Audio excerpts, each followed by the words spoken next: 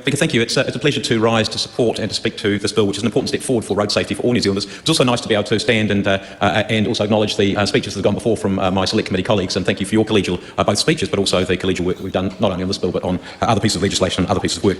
Madam Speaker, I wanted to start off with a few thanks. And first of all, I just wanted to thank our wonderful officials from the Office of the Clerk, Jonathan Harris, Femke Yaga, Louis Munt and Chris Cunningham, who give us fantastic support all the way through. I wanted to also thank the Ministry of Transport officials and the police who helped us immensely with a lot of very, very good advice. And also, as you've heard, Dr. Helen Paulson, who we called in the ESR, the Environmental Science and Research, to provide that expert advice which we absolutely needed to support our work. I wanted also, Madam Speaker, to thank the submitters. Some argued for the bill, some argued against it, some raised concerns, and we tried to work our way carefully through that. I particularly also, at this point in time, want to thank two of our committee members, Tom Rutherford and Grant McCullum, who, as a result of a reshuffle, we're going to lose to the committee. But I want to thank you for your work both on this, but also right the way through the last, year and a bit. So thank you very much.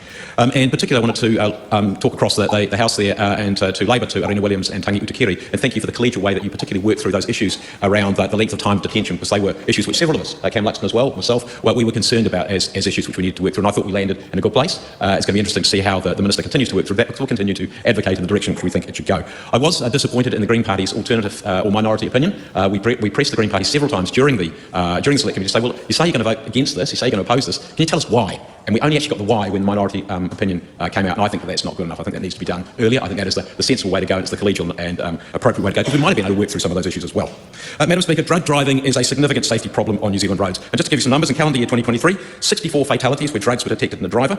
That's drugs alone. Another 32 where drugs and alcohol were detected, and just for context, 59 where alcohol alone was detected. So between those, 155 of the 341 total road deaths in 2023 where drugs and or alcohol were involved. So it is a significant issue, Madam Speaker. It doesn't mean that they caused the crash, but it does mean that they were part of the crash, and most crashes have multiple causes.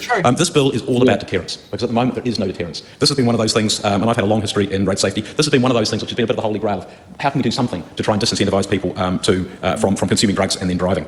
The Labour government had a go at this in 2022 with the Land Transport Drug Driving Amendment Act, which gave police the power to stop people and to administer oral fluid tests. The problem there was it didn't work because the bar was set so high because you had to have something that was reasonably accurate, because the roadside test was the thing that condemned you or didn't condemn you.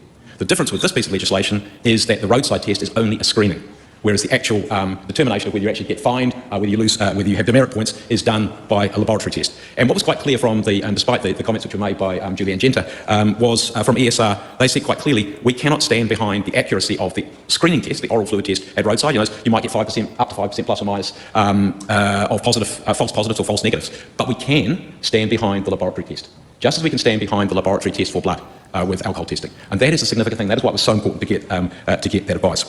There is an issue with the lights. There is an issue with the roadside screening, which we did consider. It's the energy crisis, which we did consider, and that is that if you fail 2 tests at the roadside, then you can be banned from driving for 12 hours. It's no fine, etc. So it is a significant inconvenience, and we did weigh that up. But the strong advice was that there is a safety issue there, and the safety issue outweighs the inconvenience issue, and the likelihood of getting 2 effectively false positives is pretty small. So we thought that was a reasonable position. We also had quite a discussion about prescriptions, and should that be a defence? And in a way it is a defence, but it doesn't prevent you being barred for that 12 hours. Because of course if you use it in line with medical prescriptions, it's not an illegal thing. That seems to be quite reasonable. But of course you still, if you have failed those 2 tests, then there's the ability for police officers to ban you from driving for 12 hours for safety reasons. I want to talk just briefly about the powers given to the Minister. So like Labour's 2022 legislation, this bill gives the Minister of Police the power, and in this case in consultation with the Minister of Transport and the Minister of Science, to approve devices. And you heard the Minister of Transport, new Minister of Transport, who outlining some of the changes that the committee recommended. So the Minister will approve the device, and the bill includes new criteria, but it still leaves discretion to the Minister.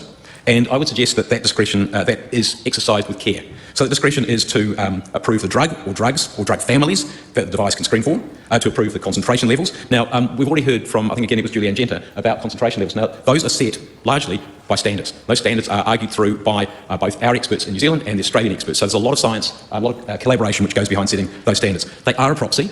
So the presence of the drug is a proxy for recent use, which is regarded as a proxy for impairment. Is it perfect? No, it's not perfect. But getting it perfect, we will never do anything. And that's probably the reality of it. So there are quite a lot of good safeguards there. The Minister must also consider the accuracy of the device and the ability to calibrate that device appropriately. The drugs that can be tested, there's only a limited range of drugs that can be tested. They must be from a schedule of 25 listed drugs. They must have a standard, which I've just talked about, or an equivalent to that standard. And some of the rarely used drugs, and it is by and large the rarely used drugs, are not, they haven't got a standard yet, so they're unlikely to be tested. But because they're only a tiny fraction of the problem, that is not a big deal. Madam Speaker, it's not a perfect regime. It's just like the blood alcohol regime is not perfect. Different people, different body sizes, different metabolisms, they all respond differently. I did an exercise when I was the president of the New Zealand Traffic Institute some years ago that the police organised, and they had all sorts of different road safety practitioners and other people there, and they tested basically, they applied us with alcohol and food, and they tested us throughout an evening. I'm sure we didn't drive home. They tested us throughout an evening, but it's really interesting to see how differently different people responded and what the effect, for example, of food, rest, whatever it might have been, was on them. And so drugs will be just the same. The effect on people's bodies will be different for different people. The BORA issues. The BORA is really, really important because my view is that we have far too few checks and balances on the power of government anyway. The concerns which were raised by the Legislative Committee and the Attorney General, we've already heard about those. The first thing, though, is to say is those concerns were only about the first test. Once you've failed the first test, then those concerns go away because there is then good cause to say that there is a potential issue there. But the Attorney General raised issues about the inconsistency with search and seizure, the inconsistency with detention. And it's very, very clear that the issue of randomness is a problem to the Attorney General. And if I might give two quotes there, what she said is the more invasive the procedure, the greater the expectation of privacy. And so this is a more invasive procedure than blood testing is because you're giving saliva and you're also being detained for longer because it's just a longer process. The intrusion on an individual's privacy that arises from the taking of a bodily sample for the first, and I stress the first, oral fluid screening test appears disproportionate where there is no basis, and this is the important, no basis to suspect the individual is driving under the influence of an impairing drug. So this whole thing of randomness is a really, really important thing. And the reality is, and I think Cam Luxton pointed that out very well, the police are not likely to do this randomly. They're not going to drive along, go say, well, that white car, we're going to pull that white car over for no reason whatsoever. They're going to take account of the location, the situation, is there an event going on, whatever it might be. They might be in a situation where they've already tested the person for blood and they say, well, maybe we might want to test them also, for alcohol, maybe we might also want to test them for drugs because we are seeing an issue there. And so there is the opportunity to do that. Madam Speaker, I'm going to run out of time here, but I do want to say thank you again to all the people who contributed to this, and I commend this bill to the House. I mean, look, yeah, that would be a justification. If you're at an event and you've picked up someone who's got alcohol in their system, yes, drug testing would be justified as well. But the problem is that the bill's not asking for that. He's saying, oh, this is what a cop can do, and it's all happy-go-lucky. A cop can have a set of discretions. That's fine, you know. But it's not saying, like, you know, can that be used in addition to an alcohol breath screening test? Is there? I don't know if there's anything in the bill that could prevent this, and this has been bothering me for a while. But let's say you want an excuse to pull over someone. Yeah. Or you say, okay, that guy looks like Rangi. He might have stole something. I don't know. And it's like, okay, I need justification. Well, that car could be a bit of a rust bucket because it's got a shit ton of rust killer on the front of it, being my van, which is nicknamed at the moment by friends called the Brown Polka Dots because I put rust kill for the warrant. I just haven't painted over it yet. I mean, it was 2.5 months ago, but still, you know, and that could potentially go, oh, this car's a bit dodgy.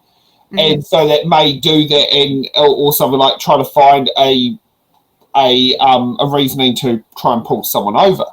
So that could be something in there. I mean, I do know with the paper run, one of the things I've learned is, scare across the road, sits there and triggers the cops. But then as soon as they find out you're the paper run person, they drive straight off embarrassed.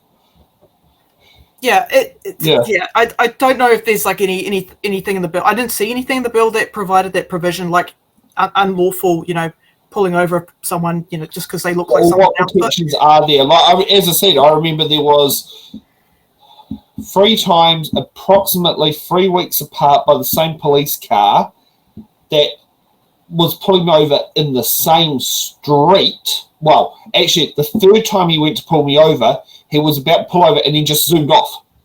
So I think he probably triggered, oh shit, I recognise this number plate. Because like 2 different ones, he went and pulled over, but didn't pull beside me, drove his car, and then wound down his passenger's window and asked me questions. No breath tested, nothing. But yeah, I think it was like the 3rd time he did it.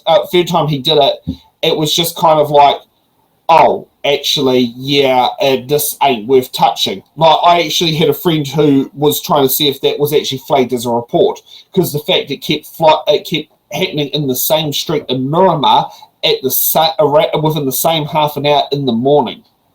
But Andy does bring up an interesting point, and I would have liked to have seen this in the bill. That because the stats show that alcohol is often combined with drugs. Yes, right? They often go together. Yeah.